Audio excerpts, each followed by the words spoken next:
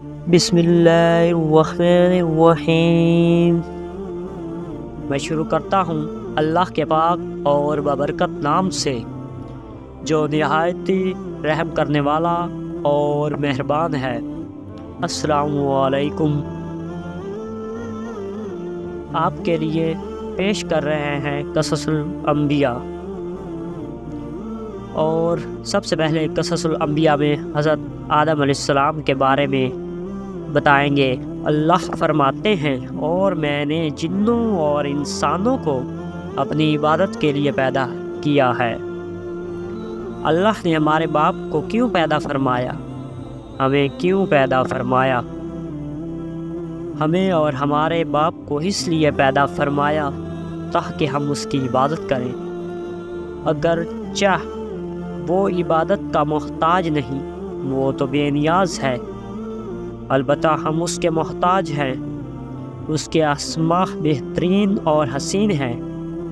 اس نے ہمیں اپنے ناموں کے آثار ظاہر کرنے کے لیے پیدا کیا ہے۔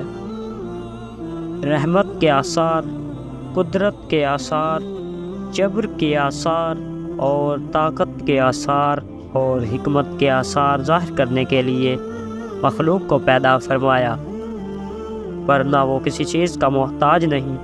آدم علیہ السلام کی تخلیق سے پہلے ہی فرشتوں سے اللہ کا مکالمہ ہوا۔ اللہ نے فرمایا، میں زمین پر اپنا خلیفہ بنانے والا ہوں۔ خلیفہ سے مراد ہے نائب کے، اور اس کی نسل میں سے ہر ایک دوسرے کا خلیفہ ہوگا۔ جبکہ حضرت ابوبکر صدیق رضی اللہ تعالیٰ عنہ حضرت محمد صلی اللہ علیہ وآلہ وسلم کے خلیفہ تھے، سو اللہ نے ایک خلیفہ بنانے کا ارادہ فرمایا جو زمین میں بس کر حکومت کرے اور اس کو آباد کرے، اور اللہ نے تم کو زمین سے پیدا کیا اور اس میں تمہیں بسایا ہے۔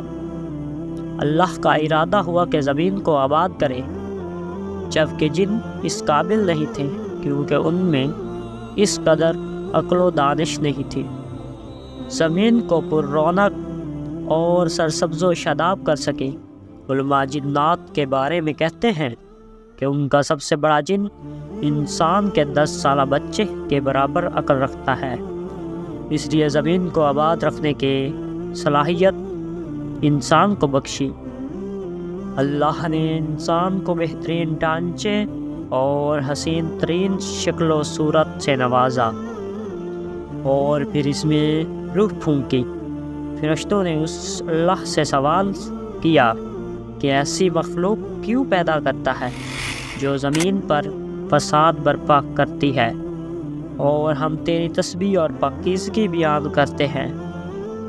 اللہ نے اس کے جواب میں فرمایا، جو میں جانتا ہوں وہ تم نہیں جانتے۔ دراصل فرشتوں نے کسی طرح معلوم کر لیا تھا کہ آدم علیہ السلام کی اولاد زمین پر فساد برپا کرے گی اور خون ریزی کرے گی، لیکن انہوں نے یہ بات اعتراض کے طور پر نہیں کی تھی، کیونکہ ایسا اعتراض تو گناہ ہے، اور فرشتے مٹی کے ذرہ کے برابر بھی گناہ نہیں کرتے اور نہ اللہ کی نافرمانی کرتے ہیں، بلکہ وہ نہایت ہی معزز عبادت گزار ہیں۔ کسی بات میں اللہ پر سبقت نہیں کرتے اور اس کے حکم پر عمل کرتے ہیں، اور نافرمانی نہیں کرتے، بلکہ جو حکم دیا جائے بجا لاتے ہیں۔ تو اس لیے فرشتوں کا یہ پوچھنا وضاحت طلبی تھا۔ وہ انسان کے پیدا کرنے کی وجہ پوچھ رہے تھے، کیونکہ وہ جنوں کے اعمال اور کرتوت کا مشاہدہ کر چکے تھے، یعنی کہ اللہ نے انہیں پیدا کر کے اختیار دیا تو وہ زمین پر فتنہ و فساد برپا کرنے لگے۔ اب ایک اور مخلوق زمین پر بسائی جا رہی تھی، اور یہ امکان تھا کہ یہ مخلوق بھی ان کے نقش قدم پر چلے۔ اس لیے فرشتوں نے تعجب کے بنا پر سوال پوچھا۔ سوال پوچھنے کا مقصد یہ تھا کہ کیا یہ جنوں کی طرح ہوں گے؟ اس لیے انہیں یہ خدشہ ظاہر ہوا کہ ان سے اللہ کی عبادت میں کوتاہی ہوئی ہے، جس کی وجہ سے اللہ کو نئی مخلوق پیدا کرنا پڑی ہے۔ اس لیے ان کی بات میں یہ تھا کہ ہم تیری حمد و ثنا بیان کرتے ہیں۔ بہرحال ان کے سوال کے دو مقصد تھے کہ یہ جنوں کی طرح فساد کرنے والی ہے یا ہم سے تیری عبادت میں کوتاہی ہوئی ہے۔ اس پر اللہ نے فرمایا، جو میں جانتا ہوں وہ تم نہیں جانتے۔ اس موقع پر فرشتوں کے ذہنوں میں ایک اور بات آئی۔ وہ آپس میں کہنے لگے کہ اللہ جو بھی مخلوق پیدا کرے گا وہ ہم سے زیادہ معزز اور عالم نہیں ہوگی۔ یعنی جب فرشتوں نے باقی مخلوق کا جائزہ لیا، مثلا زمین و آسمان، جن، پہاڑ اور چوپائے وغیرہ، تو انہوں نے سوچا کہ ہم سے زیادہ مرتبہ والی مخلوق نہیں ہے، لہٰذا یہ مخلوق بھی پیدا ہو رہی ہے، یہ ہم سے زیادہ مرتبے والی نہیں ہو سکتی۔ یہ ہمارا خاص مقام ہے کہ اللہ کی تسبیح میں مصروف ہیں اور اللہ کا ہر حکم بجا لاتے ہیں اور کفر سے محفوظ ہیں۔ اللہ کے تمام احکام زمین میں نافذ کرتے ہیں اور ہم سب سے زیادہ شرف والے ہیں، لہٰذا یہ نئی مخلوق انسان بھی پیدا ہو جائے تو کیا ہوا، ہم سے زیادہ معزز اور علم والی نہیں ہوگی۔ اور جب اللہ تعالیٰ نے حضرت آدم علیہ السلام کو پیدا کرنے کا ارادہ فرمایا تو حضرت جبرائیل علیہ السلام پر رب العالمین کا حکم ہوا کہ ایک مشت خاک زمین پر سے لاؤ۔ بحکم الہی جبرائیل علیہ السلام بلندی سے آسمان کی فوراً اس زمین پر آئے کہ اب جہاں خانہ کعبہ ہے جہاں کی ایک مشت خاک لے۔ اس وقت زمین نے ان کو قسم دی کہ جبرائیل برائے خدا مجھ سے خاک مت لے، کہ اس سے ایک خلیفہ پیدا ہوگا اور اس کی اولاد بہت عاصی و گنہگار ہوگی۔ میں مسکین خاک پا ہوں اور میں اللہ تعالیٰ کا عذاب برداشت نہیں کر سکتی۔ اس بات کو سن کر حضرت جبرائیل علیہ السلام خاک سے باز آئے۔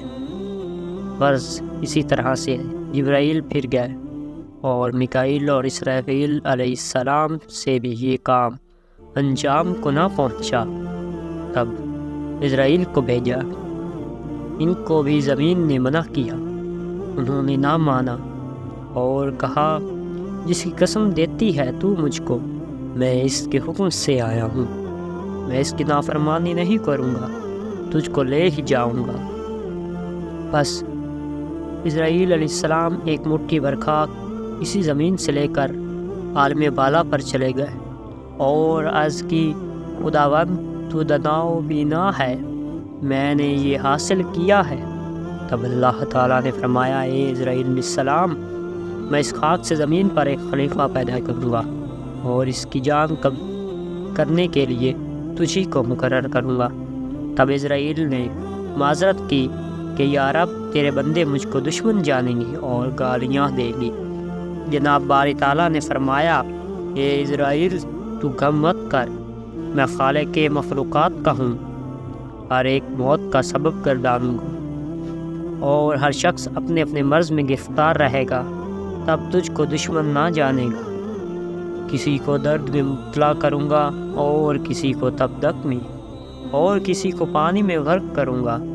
بعد حکم الہی سے فرشتوں نے وہ مشت خاک مابین طائف اور مکہ معظم کے رکھ دی اور بس اس پر بران رحمت برسی۔ تب 2 برس میں وہ خاک گیلی ہوئی اور 4تھے برس میں لیس دار ہوئی اور 6ٹھے برس میں فخار ہوئی۔ فخار مطلب ٹھیکری ہوتا ہے۔ اور 8ویں برس میں آدم کی صورت بنی۔ تو ایک دن ابلیس 70,000 فرشتوں کو اپنے ساتھ لے کر آدم علیہ السلام کے پاس آیا۔ دیکھا تو قالب آدم علیہ السلام کا خاک پر پڑا ہوا تھا۔ اس نے بچشم حقارت اس کی طرف نظر کی اور ایک دن فرشتوں نے عزازیل سے کہا اس خاک سے خلیفہ خدا کا پیدا ہوگا۔ وہ بولا سچ ہے، مگر اللہ تعالیٰ اس صورت کو میرا فرما بردار کر دے گا تو میں اس کو ہلاک کروں گا، اور اگر مجھے اس کا فرما بردار کرے گا تو میں اس کی فرما برداری نہ کروں گا۔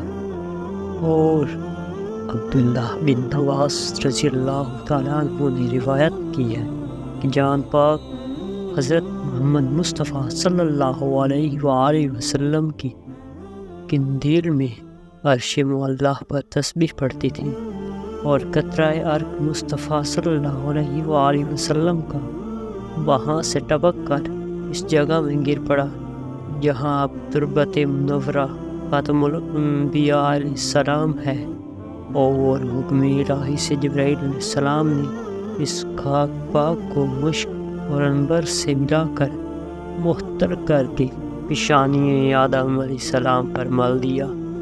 تب آدم علیہ السلام کا نور اس کے ملنے سے دو چند ظاہر ہوا۔ بعد اس کے جب 40 دن گزرے، خلقت روح آدم علیہ السلام کی ہوئی۔ اس وقت رب جلیل کی طرف سے فرمان آیا کہ اے جبرائیل، میکائیل، اسرافیل، جان آدم کی اس کالم میں پہنچا دو۔ ہر ایک کے ساتھ 70,000 فرشتے جان آدم کی ایک تب نور میں رکھ کر اور طبقہ پوش نور سے ڈھانک کر آدم علیہ السلام کے سر پر لا رکھا۔ پھر وہ طبقہ پوش اس کی جان سے اٹھایا، اور تمام ملائک 7 آسمان کے دیکھنے کو آئے کہ جان آدم کیوں کر اس بت میں جاتی ہے، اس کو دیکھیں۔ اور یہ آواز آئی ایھا الروح ادخل فی ھذہ الجسد، اے جان آدم اس قلب کے اندر جا۔ تب 7 مرتبہ ان کی جان پاک نے اطراف میں ان کے گشت کیا اور اندر نہ جا سکی، اور عرض کی یا خالق میں جسم نورانی رکھتی ہوں اور یہ قلب اندھیرا کثیف ہے، میں کیوں کر جاؤں؟ پھر یہ آواز آئی ادخل کرہن ادخل کرہن و اخرج کرہا، اے جان آدم داخل ہو تن میں نفرت سے اور نکل آتن سے نفرت سے۔ اسی وقت جان پاک آدم کی ناک کی راہ سے داخل ہو کر چاروں طرف دماغ کے پھرنے لگی۔ جب آدم نے آنکھیں اپنی کھولی، فوراً جان ان کے دماغ سے حلق میں آ رہی، اور حلق سے سینے میں اور سینے سے ناک تک پہنچی۔ جب وہ مٹی، گوشت، پوست، ہڈی، رگ اور آنت ہو گئی، آدم نے اللہ کی قدرت سے ہاتھ کو زمین پر ٹیک کر کے اٹھنے کا قصد کیا۔ اس میں فرشتے بول اٹھے یہ بندہ شتاب کار ہوگا۔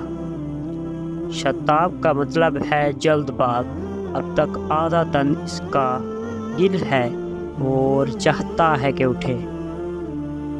جیسا کہ اللہ تعالیٰ نے فرمایا ہے انسان بڑا جلد باز ہے، یعنی شتاب کار۔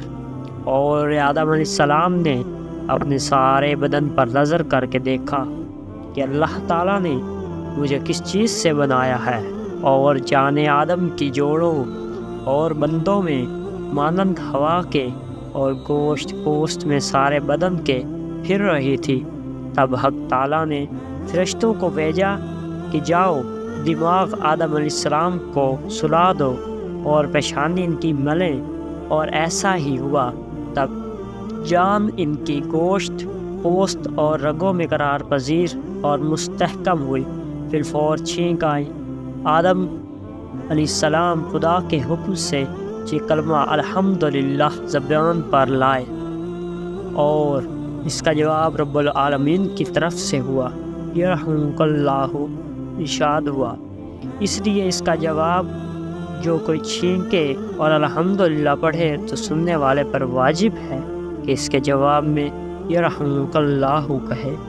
اور جب حکم الہی سے فرشتے ایک جوڑا مرثا فوراً بیشت سے لایا اور حضرت آدم علیہ السلام کو پہنایا اور تخت عزت اور عظمت پر بٹھایا، ابتدائے پیدائش حضرت آدم علیہ السلام سے آپس میں کہتے تھے، جس کو خدا تعالیٰ خاک سے پیدا کر کے مسند خلافت پر بٹھائے گا تو وہ ہم سے خدا کے نزدیک زیادہ عزیز ہوگا، اور ہم جو بارگاہ علام الغیوب میں دن رات رہتے ہیں، علم ہمارا اس سے زیادہ ہوگا۔ اللہ تعالیٰ نے اس وقت ارشاد فرمایا، تمام چیزوں کے نام حضرت آدم علیہ السلام کو بتا کر ان کو حکم کیا کہ فرشتوں سے ان چیزوں کے نام پوچھو۔ جب حضرت آدم علیہ السلام نے ان چیزوں کے نام ان سے پوچھے تو فرشتوں کو ان کا نام نہیں آیا۔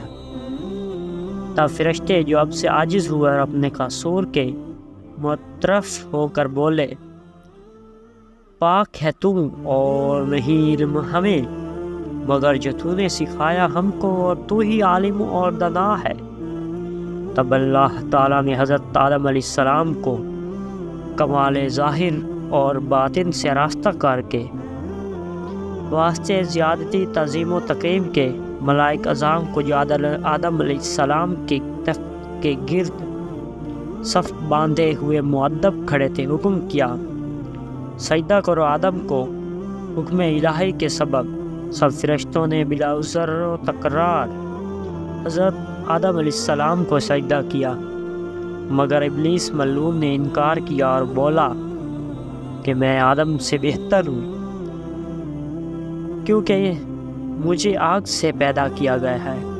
اس نافرمانی سے شیطان ملعون ابدی ہو کر جنت سے نکالا گیا اور فرشتوں کی صف سے بھی نکال دیا گیا۔ حضرت آدم بہشت میں رہنے لگے۔ طبیعت ان کی مشتاق 40 ہمدم اور 19 محرم کی۔ تب حضرت آدم پر خواب نے غلبہ کیا۔ وقت خواب میں اللہ تعالیٰ نے اپنی قدرت کاملہ سے آدم کے پہلو بائیں حصے سے حضرت حوا کو پیدا کیا۔ جب حضرت آدم علیہ السلام بیدار ہوئے تو دیکھا کہ ایک عورت پاکیزہ ان کے پاس بیٹھی۔ اس وقت حضرت آدم علیہ السلام بہت خوش ہوئے اور پوچھا کہ تو کون ہے؟ حضرت حوا نے کہا، میں تیرے بدن کا جزو ہوں کہ حق تعالیٰ نے تیری پسلی سے مجھ کو پیدا کیا ہے۔ حسن اور جمال حضرت حوا کا اس قدر تھا کہ تمام عالم کی خوبی 100 حصے تھی، اس میں سے 90 حصے حسن حضرت حوا کو اور 10 حصے باقی عالم کو عنایت فرمایا۔ آدم علیہ السلام اس وقت سجدہ شکر بجا لائے۔ جناب الہی نے ان دونوں کو عرش اور سکنان و سماوات کے باندھا اور دونوں کو حکم ہوا، اے آدم و حوا، تم دونوں اس بہشت میں رہو اور سب میوے اس بہشت کے کھاؤ، مگر اس درخت کے قریب مت جانا، یعنی گیہوں کے درخت میں سے کچھ مت کھانا۔ جب ابلیس اللعین نے آدم کو سجدہ نہ کیا اور راندا گیا اور فرشتوں سے نکالا گیا، اس سبب سے آتش کینہ اور حسد اس کے باطن میں شعلہ مارتی تھی، اور وہ ہمیشہ تدبیر میں رہتا تھا کہ کسی صورت سے بہشت میں بیٹھے اور آدم کو وہاں سے نکالے۔